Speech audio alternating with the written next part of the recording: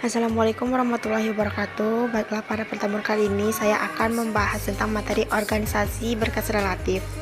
Pada materi kali ini, yaitu organisasi berkas relatif, ada beberapa poin yang akan saya sampaikan. Yang pertama yaitu pengertian berkas relatif, yang kedua kemampuan berkas relatif, yang ketiga teknik dasar fungsi pemetaan R, yang keempat hashing, yang kelima pendekatan masalah collision.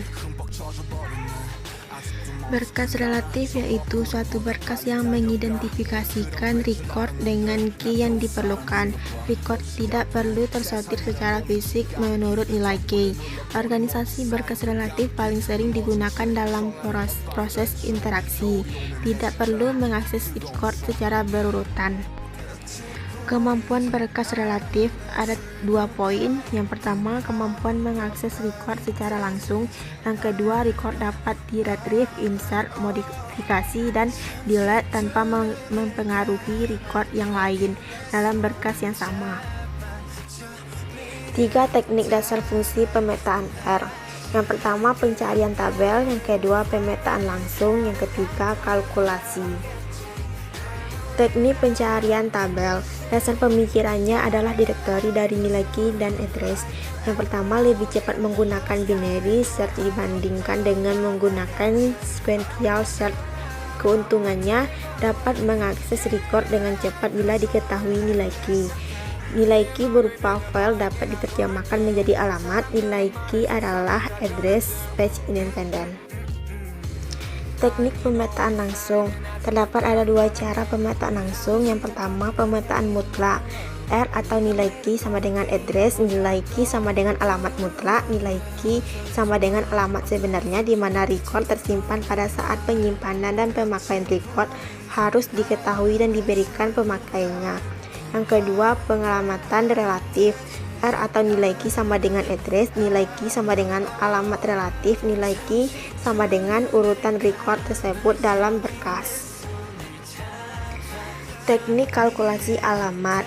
Terdapat 3 poin. Yang pertama, nilai key sama dengan melakukan kalkulasi terhadap nilai key. Yang kedua, benturan atau collision dapat terjadi apabila terdapat alamat relatif yang sama untuk nilai key yang berbeda. Yang ketiga, cara mengatasi benturan antara lain. Yang pertama, scatter diagram teknik. Yang kedua, randomizing teknik. Yang ketiga, key to address transformation method. Yang keempat, direct addressing teknik.